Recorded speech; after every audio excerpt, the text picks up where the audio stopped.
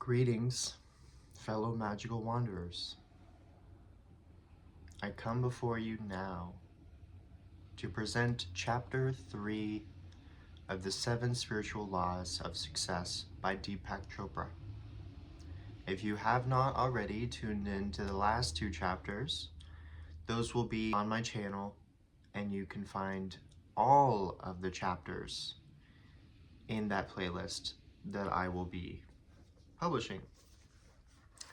So, without further ado, we are just going to get to chapter 3, and then afterwards we are going to have a brief little discussion about it, what it perhaps means in a deeper sense, and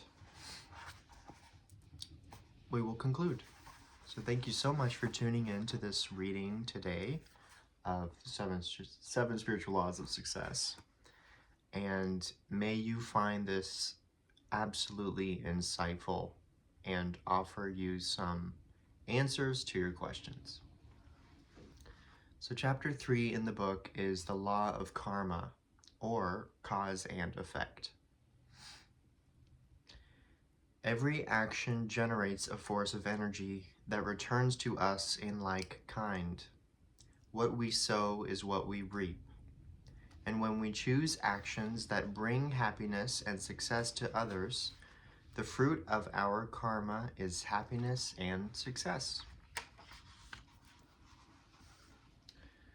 Karma is the eternal assertion of human freedom.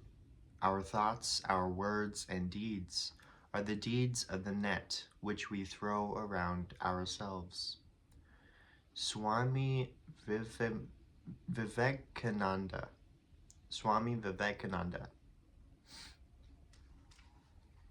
The third spiritual law of success is the law of karma. Karma is both action and the consequence of that action. It is cause and effect simultaneously, because every action generates a force of energy that returns to us in like kind. There is nothing unfamiliar about the law of karma. Everyone has heard the expression, "What you sow is what you reap." Obviously, if you want to create happiness in our lives, we must learn to sow the seeds of happiness. Therefore, karma implies the action of conscious choice making. You and I are essentially infinite choice makers. In every moment of our existence, we are in that field of all possibilities, where we have access to an infinity of choices. Some of these choices are made consciously, while others are made unconsciously. But the best way to understand and maximize the use of karmic law is to become consciously aware of the choices we make in every moment. Whether you like it or not, everything that is happening at this moment is a result of the choices you've made in the past. Unfortunately, a lot of us make choices unconsciously, and therefore we don't think they are choices, and yet they are. If I were to insult you, you would most likely make the choice of being offended. You would most likely make the choice of being pleased or flattered if I were to pay you a compliment. But think about it. It's still a choice. I could offend you, and I can insult you, and you could make the choice of not being offended. I could pay you a compliment, and you could make the choice of not letting the flatter get to you either.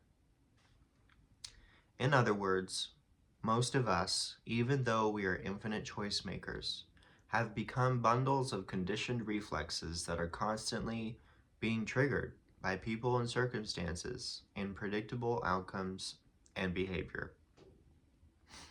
These conditioned reflexes are like Pavlovian conditioning.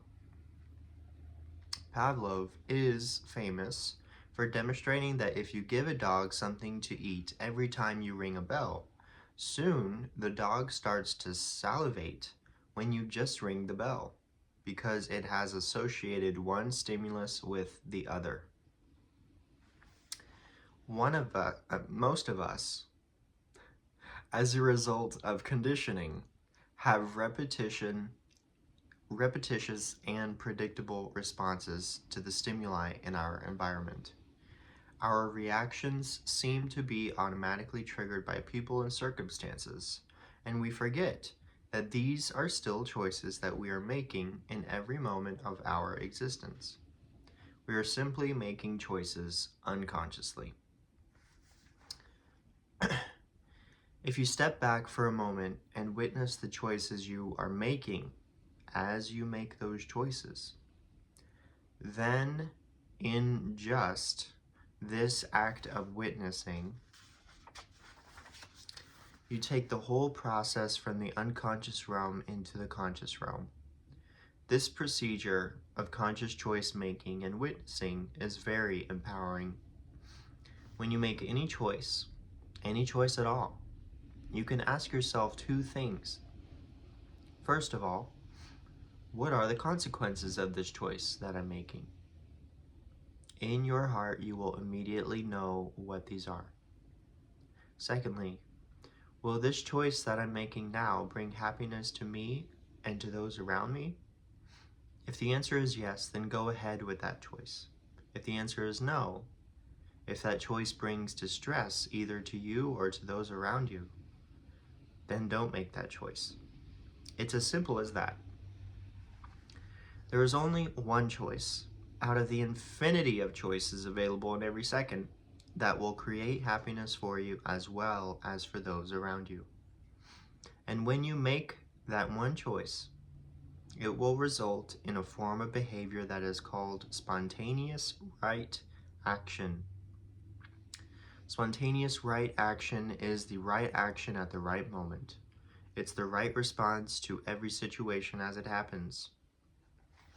It's the action that nourishes you and everyone else who is influenced by that action. There is a very interesting mechanism that the universe has to help you make spontaneously correct choices. The mechanism has to do with sensations in your body. Your body experiences two kinds of sensations. One is a sensation of comfort, the other is a sensation of discomfort.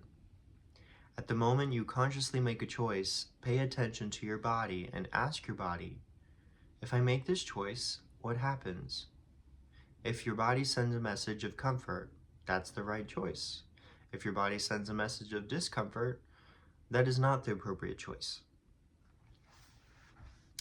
For some people, the message of comfort and discomfort is in the area of the solar plexus, but for most people, it's in the area of the heart.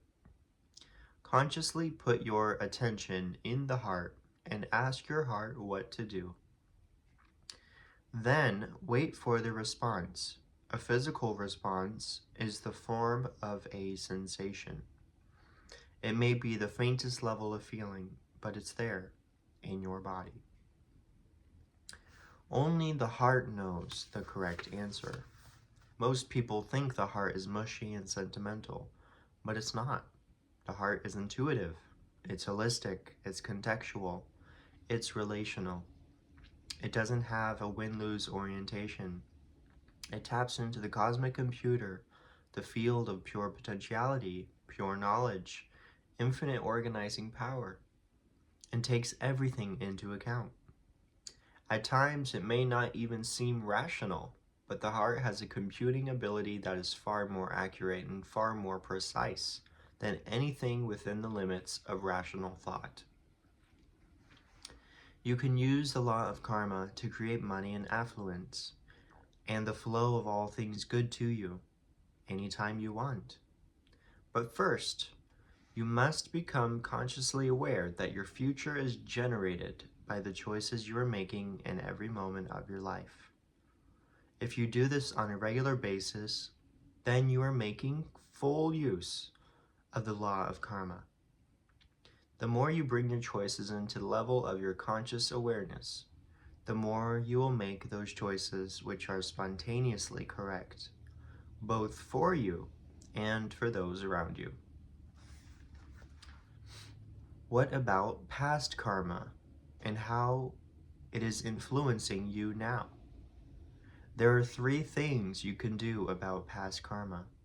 1 is to pay your karmic debts. Most people choose to do that unconsciously, of course. This may be a choice you make also. Sometimes there's a lot of suffering involved in the payment of those debts. But the law of karma says no debt in the universe ever goes unpaid.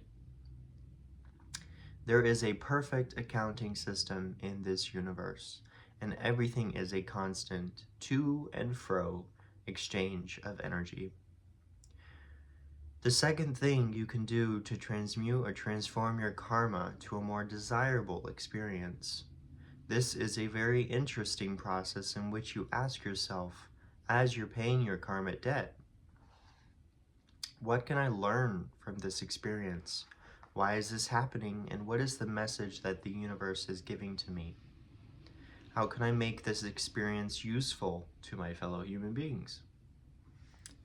By doing this, you look for the seed of opportunity and then tie the seed of opportunity with your dharma, with your purpose in life, which we'll talk about in the 7th spiritual law of success. This allows you to transmute the karma to a new expression, a new purpose in life. For example, if you break your leg while playing sports, you might ask, what can I learn from this experience? What is the message that the universe is giving me? Perhaps the message is that you need to slow down and be more careful or attentive to your body the next time. And if your dharma is to teach others what you know, then by asking, how can I make this experience useful to my fellow human beings, you may decide to share what you learned by writing a book about playing sports safely, or may design a special shoe or leg support that prevents the kind of injury you experienced. This way, while paying your karmic debt, you will also have converted the adversity into a benefit that may bring you wealth and fulfillment. This is the transmutation of your karma into a positive experience. You haven't really gotten rid of your karma, but you are able to take a karmic episode and create a new and positive karma out of it. The third way to deal with karma is to transcend it. To transcend karma is to become independent of it. The way to transcend karma is to keep experiencing the gap, the self, the spirit. It's like washing a dirty piece of cloth in a stream of water. Every time you wash it, you take away a few stains. You keep washing it again and again and again, and each time it gets a little cleaner. You wash or transcend the seeds of your karma by going into the gap and coming out again. This, of course, is done through the practice of meditation. All actions are karmic episodes. Drinking a cup of coffee is a karmic episode. That action generates memory, and memory has the ability or potentiality to generate desire. And desire generates action again. The operational software of your soul is karma, memory, and desire. Your soul is a bundle of consciousness that the seeds of karma, memory, and desire, becoming conscious of these seeds of manifestation, you have become a conscious generator of reality. By becoming a conscious choice maker, you begin to generate actions that are evolutionary for you and for those that are around you. And that's all you need to do. As long as karma is evolutionary, for both the self and everyone affected by the self, then the fruit of karma will be happiness and success. Next segment of this chapter, it goes into how we can best apply the laws of karma or cause and effect into our lives. It speaks in self-affirmation tone, so feel free to repeat after me in your mind and allow this to seep into your subconscious.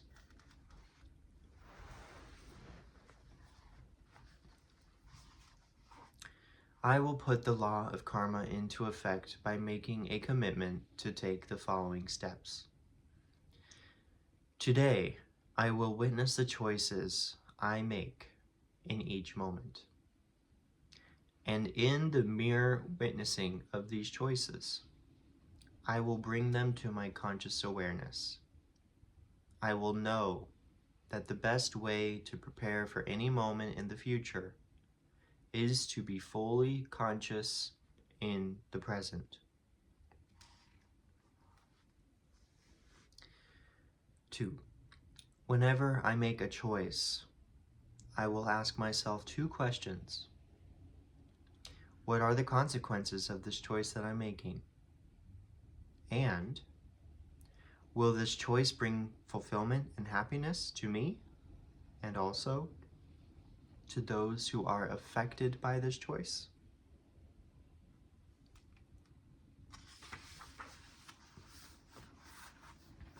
And 3.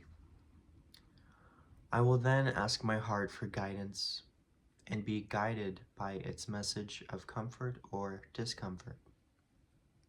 If the choice feels comfortable, I will plunge ahead with abandon. If the choice feels uncomfortable, I will pause and see the consequences of my action with my inner vision. This guidance will enable me to make spontaneously correct choices for myself and for all of those around me affected.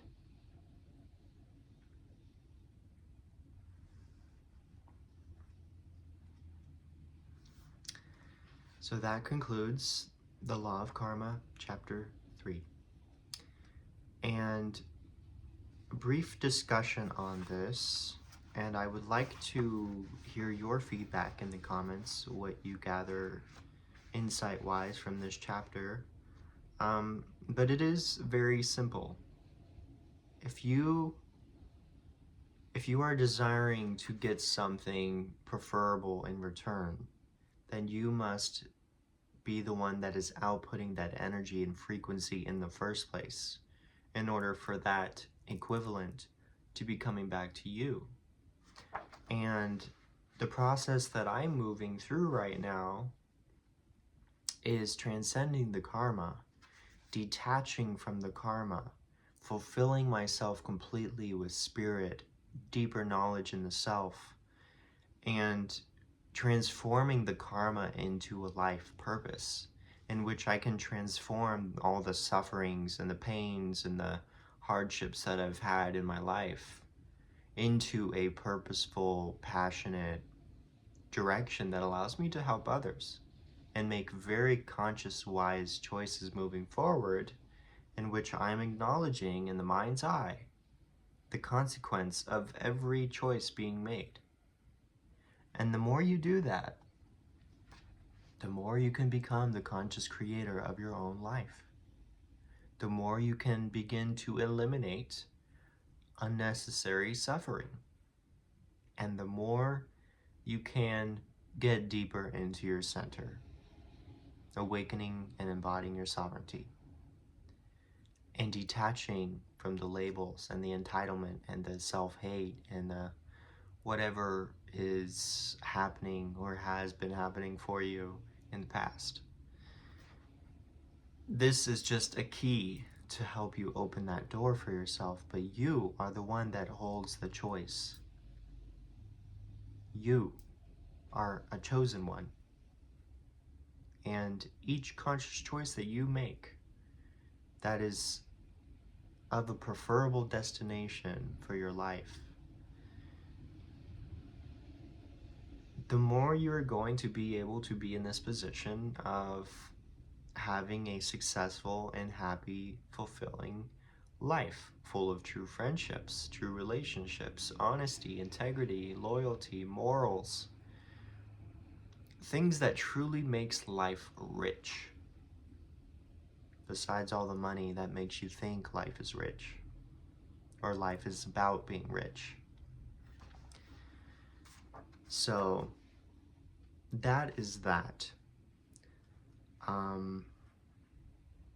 Yeah, I would love to hear your feedback in the comments. What insight you have gathered, what you feel like sharing. And also if you've become aware yourself of some unconscious choice making you've made in the past and what consequences that led to, so that we can provide each other actual, real, physical examples that happen for us and bring it down into reality so that we can build more of a relational connection between one another and all those whom are tuning in, to just overall make everybody know loud and clear that we're not alone and we're all in this together. We're on the same journey. We're just going our own ways, at our own paces, and arriving in our own divine time. But the destination is the same for all. And ultimately, that is happiness, success, salvation, and true connection with Spirit. So that is chapter 3 of the seven spiritual laws of success by Deepak Chopra. I speak that you very much so enjoyed. And until next time, tune in to chapter 4. Tomorrow will be a intuitive card reading, so tune into that. And also a channeled message is coming soon, just directly channeled from Spirit, not using cards. Without further ado, thank you again for tuning in. Have a beautiful, blessed rest of your day. Until next time, namaste.